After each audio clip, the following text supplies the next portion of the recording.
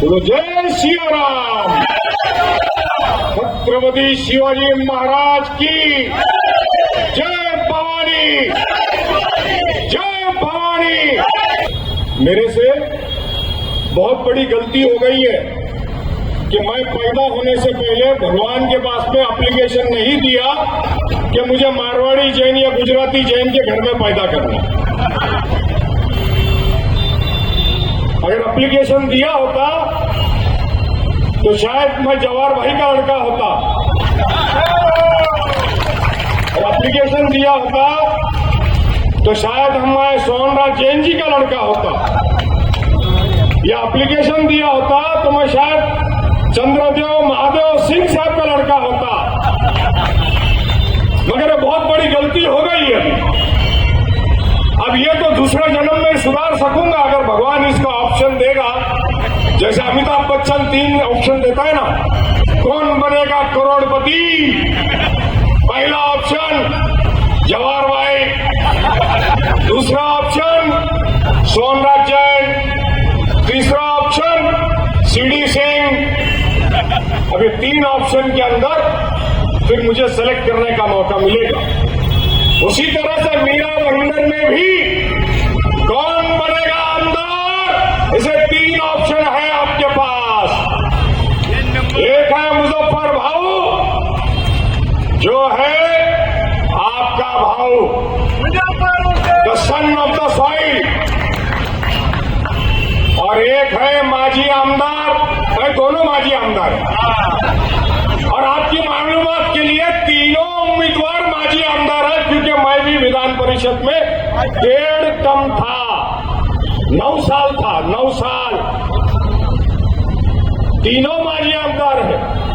मगर फर्क इतना है कि मेरी जो स्लेट है, स्लेट जिसपे लिखते हैं ना पार्टी, वो कोरी है, कोरी। मगर किसी के ऊपर 17 पुलिस स्टेशन के एफआईआर है, किसी के ऊपर 4 है। 5 साल में 17, सिर्फ 5 साल में 17, और किसी के ऊपर सिर्फ 5 साल में 4। और ये आपके सामने खड़ा है मुजफ्फर हुसैन, जिसने 45 साल इस शहर को दिया। उसके तक के ऊपर, उसके नाम के ऊपर 0 एनसीए, 0। आपके इस भाईंदर में मैं उप महापौर भी था, नगर सेवक भी था, मैं इसी शहर के अंदर नगर सेवक भी रहा, डिप्टी मेयर भी रहा। 1985 में नगर परिषद बनी। शशिकांत भाई शाह, गिलबर्ट पेंडोंसा, तुलसीदास पात्रे, लियो कलोसो, सीडी सिंह, महेंद्र सिंह चौहान, हम सब नगर सेवक बने। ये भाजी मार्केट के पास से जो रास्ता बना हुआ है, ये उसी वक्त का बना है। ये पिछले 10 साल में कुछ नया कुछ नहीं बना। लोग कहते हैं कि मुजफ्फर हुसैन चुन के आएगा तो नया नगर से दाढ़ी वाले और टोपी वाले यहां आ जाएंगे। अरे मैं 65 साल से हमारा परिवार इस शहर में है, 65 साल से, और 40-45 साल से हम राजनीति में है। आपको दाढ़ी वाला टोपी वाले की बात करते हो, तुम्हारे को जमीन पे कब्जा करने के लिए मियां भाई मुसलमान चलता है तुम्हारे को? वो गुंडे बदमाश लड़के चलते हैं तुम्हारे को? लोगों को भड़काने का काम, जनता को मिसगाइड करने का काम। अरे हिम्मत है तो अपने काम पे वोट मांगो, जाति धर्म पे क्या मांगते हो? हमने इस मीरा भाईंदर में पॉलिटिक्स करी और कर रहे हैं, और मरते दम तक करेंगे। तुम्हारे जैसा नहीं है कि 5 साल में शहर को लूट के खा लिया, लूट के खा लिया 5 साल में। और दूसरे 5 साल में जो दूसरी आमदार बनी, उसने तो कहर मचा दिया। आज तुम दोनों की लड़ाई काय के लिए है? आज तुम दोनों लड़ रहे हो सत्ता, सत्ते से पैसा, उस पैसे से बिल्डिंग का कारोबार। जवाहर भाई, आपने बोला रीडेवलपमेंट का काम, ये भाईंदर वेस्ट में आपकी सारी सोसाइटी में सिर्फ ये दोनों की कंपनी रीडेवलपमेंट का प्रपोजल भेजती, सिर्फ ये दोनों की। इनकी लड़ाई काय के लिए है? जनता के लिए नहीं है, खुद के स्वार्थ के लिए है, खुद के स्वार्थ के लिए। और हमारी लड़ाई काय के लिए है? हमारी लड़ाई इस शहर को बचाने के लिए है। हमने इस मीरा भाईंदर शहर को बनाया है, बसाया है। इस शहर का हर नागरिक, हर धर्म का, हर भाषा का, हर प्रांत का आदमी वो मेरा भाई है।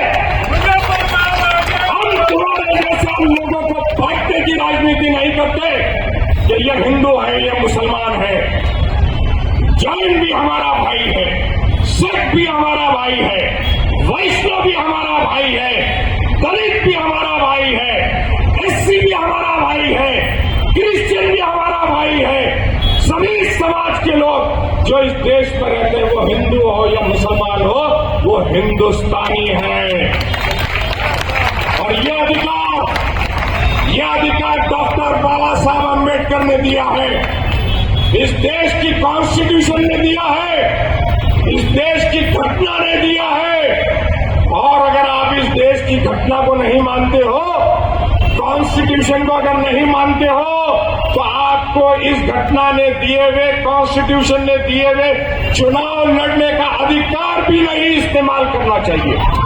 आपको लोकप्रतिनिधि भी नहीं बनना चाहिए, क्योंकि अगर आप घटना को नहीं मानते हो, अगर आप कॉन्स्टिट्यूशन को नहीं मानते हो, इसका मतलब आप इस देश की न्यायपालिका को भी नहीं मानते हो। इसका मतलब आप इस देश की जनता की जो आवाज है उसको भी नहीं मानते हो। तो फिर आप मानते क्या हो? तो फिर आप चुनाव लड़ते क्यों हो? आप किसी मंदिर की संस्था का चुनाव लड़ो, आप किसी मंदिर की संस्था का चुनाव लड़ो, जनता के बीच जाके घटनात्मक पद के लिए चुनाव मत लड़िए। मैं चुनाव लड़ रहा हूं इस शहर की नुमाइंदगी करने के लिए, रिप्रेजेंटेशन करने के लिए। मैं कोई मंदिर के पुजारी की नौकरी मांगने के लिए चुनाव नहीं लड़ रहा हूं। मैं कोई मस्जिद के मौलाना की नौकरी मांगने के लिए चुनाव नहीं लड़ रहा हूं। मैं किसी चर्च की पादरी की नौकरी मांगने के लिए चुनाव नहीं लड़ रहा हूं। मैं चुनाव लड़ रहा हूं इस शहर के काम के लिए। जो 10 साल में तुमने इस शहर को लूट के खाया है, मेरे शब्द है, लूटा है तुमने इस शहर को, लूटा है। और अभी आगे भी सिर्फ आप लूटने के लिए काम कर रहे हो। दिन में आपको लूटा जा रहा है।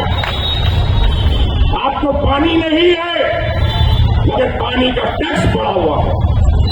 आपको भाजी मार्केट नहीं है, मगर हाउस टैक्स बढ़ा हुआ है। आपके यहाँ पे सॉलिड ट्रीटमेंट प्लांट चालू नहीं है, मगर उसका टैक्स आपके हाउस टैक्स पे लगा हुआ है। आपके यहाँ पे पुलिस प्रशासन का स्टाफ नहीं है, ड्रग्स एडिक्ट्स है, माफिया घूमते हैं, गैंगस्टरिज्म होता है। यही शिवसेना गली में इलेक्शन के 1 महीना पहले रास्ते में दिन दहाड़े गला काटा गया। शिवसेना गली में रास्ते में दिन दहाड़े गला काटा गया। कहाँ है पुलिस प्रशासन? आपका टीम कन्वेंस नहीं हो रहा है। रजिस्ट्रार के पास जाते वो 3000 रुपए एक फ्लैट का मांगता है। कहाँ है लोक प्रतिनिधि? कहाँ गए आमदार? आपने महापालिका के अंदर भी इनको बहुमत दिया 10 साल तक, एब्सोल्यूट मेजॉरिटी। यही महापौर थे 2007 से 2009, 2014 से लेकर 2024 तक महापालिका के अंदर इनका ही महापौर, यही नगर सेवक। अरे आमदार भी बने और नगर सेवक भी बन के बैठे। पद की लालच देखो कितनी है कि आमदार बन गए, नगर सेवक पद का राजीनामा नहीं दिया।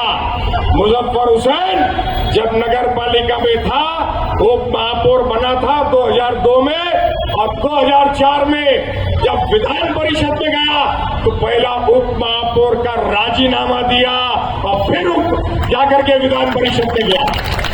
आपने एमएलए बन करके भेजा, मगर नगर सेवक पद का लोभ गया नहीं, क्योंकि महापालिका का टेंडर का लोभ गया नहीं, टक्केवारी का लोभ गया नहीं। लड़ाई काय की है इनकी? इन दोनों की लड़ाई घी कहाँ गया खिचड़ी में, खिचड़ी कहाँ गई घी में। ये लड़ाई है। ये पत्रकार भाई मुझको पूछते हैं इनका वोट बटेगा तो आप जीतोगे। अरे मैंने कहा शेर अपना शिकार खुद करता है, चिकड़े नहीं खाता। आपके हमारे शहर में जीते जाते इंसानों को जानवर बनने का शौक है। कोई शेर बन रहा है, कोई शेरनी बन रही है। मतलब दुनिया आगे जा रही है, साइंस आगे जा रहा है, जानवर से आदमी इंसान बना है और आज के जमाने में किसी को इंसान से जानवर बनना है। जैनिज्म की बात करते हैं, 52 जिनालय यहाँ पर है, मंदिर है, भगवान विराजमान है। जैनिज्म की बात करते, अहिंसा परम धर्म की बात करते हैं, और जानवर खुद को बोल करके हिंसा की बात करते हो। जानवर खुद को बता करके हिंसा की बात करते हो। जैनिज्म की बात करते हो कि हम जैन हैं इसके लिए हमको वोट दो, तो फिर महाराज साहब जो व्याख्यान देते हैं कि सट्टा बाजारी मत करो, बंद कर दो, जुआ मत खेलो, बंद कर दो, गलत धंधा मत करो, बंद कर दो, रेस्टोरेंट में शराब मत बेचो, बंद कर दो, 5 स्टार होटल मत बनाओ, क्लब मत बनाओ, बंद कर दो। मैं तो डंके की चोट पर बोलता हूं कि मेरे धर्म के अंदर शराब पीना मना है, बियर बार खोलना मना है, शराब की इनकम से जीवन बसर करना मना है। हमने अपनी जिंदगी में नहीं बनाया रेस्टोरेंट, तुम भी बंद करो। गंदा है पर धंधा है, गंदा है पर धंधा है, वो चलेगा। तो जनता को क्यों बेवकूफ बनाते हो? धर्म को धर्म की जगह रखो।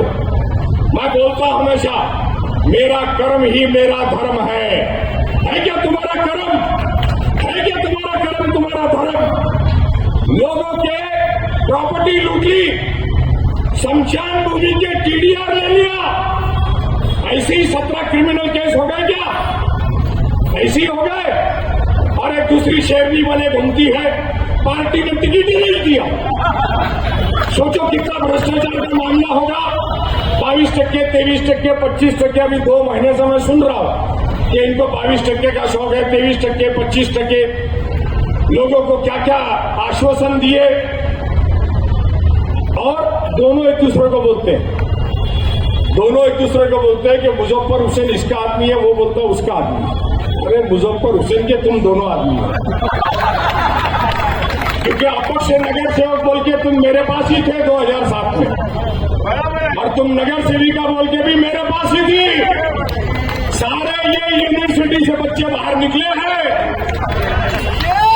इसके लिए यूनिवर्सिटी के डीन को सिखाना नहीं और जगाना नहीं और उंगली मत करना। उंगली करोगे बहुत महंगा पड़ेगा, इतना याद रखिए। कायदा कानून से उलझिए मत। मेरे बारे में अफवाह फैलाते हो कि मैं टेररिस्ट हूं, उग्रवादी हूं। मैंने दिखा दिया मेरे पासपोर्ट की सिग्नेचर 35 साल की, और बोल दिया है पुलिस को भी 8 FIR हुई है।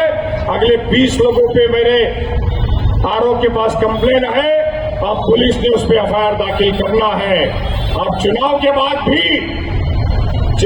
बाद भी मैं छोड़ूंगा नहीं।